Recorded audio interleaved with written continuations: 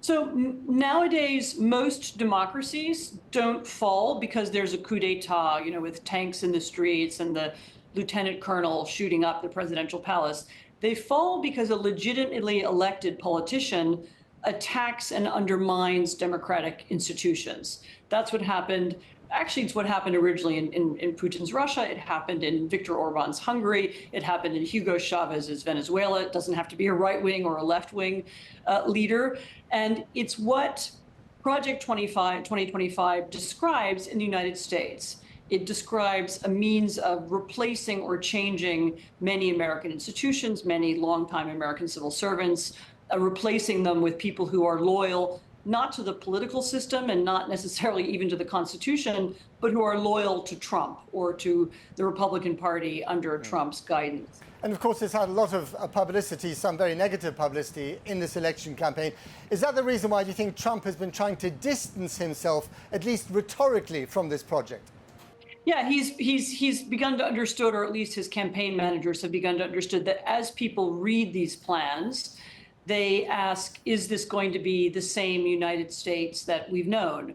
Are we going to be the leader of the democratic world as we have been? Are we going to push back against the network of autocracies that I describe in my book?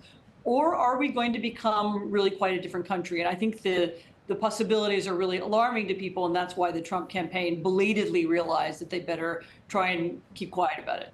But beyond Project 2025, before that ever kicks in, if it will, you've got the Supreme Court of the United States that virtually handed any president, whether they're called, Trump or Harris, the powers of impunity with their recent decisions. How alarming is that for the future of American democracy? That is also very worrying. I mean, so the idea that you have a captured judiciary, that judges act not in the interest, again, of the Constitution, but in the interest of the president or of the leader. This is a principle of autocratic states that we've tried to fight back against the United States for more than 2 centuries. But you're right, it does give, theoretically, it could give an aggressive, law-breaking president a lot more power and a lot more of a sense of impunity and possibility.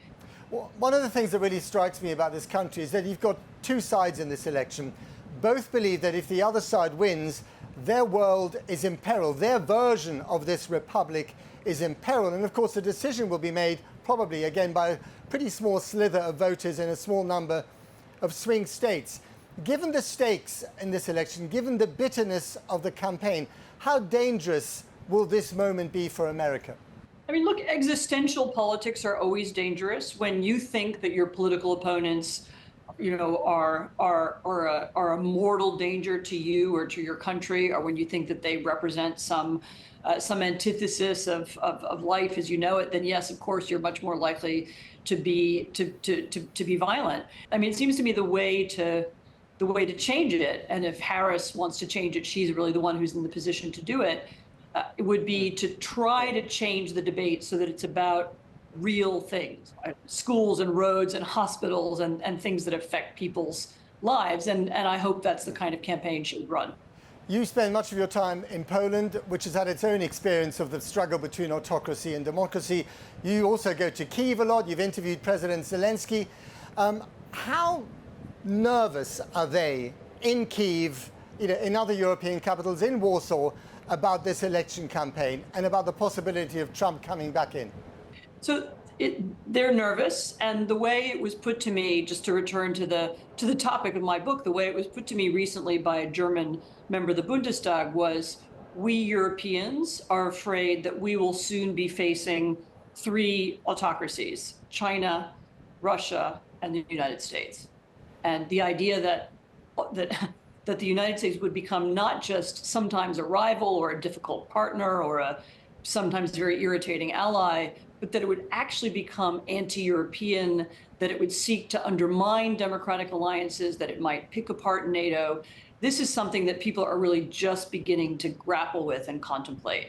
And of course, all across Europe, nobody talks about it in public, but their preparations are being made and conversations about the future of defense are being had. And yes, I mean, what can I say? People are anxious that a second Trump presidency would be markedly different and more radical than the first. Anne Applebaum, thank you very much. The book is called Autocracy, Inc. Thank you.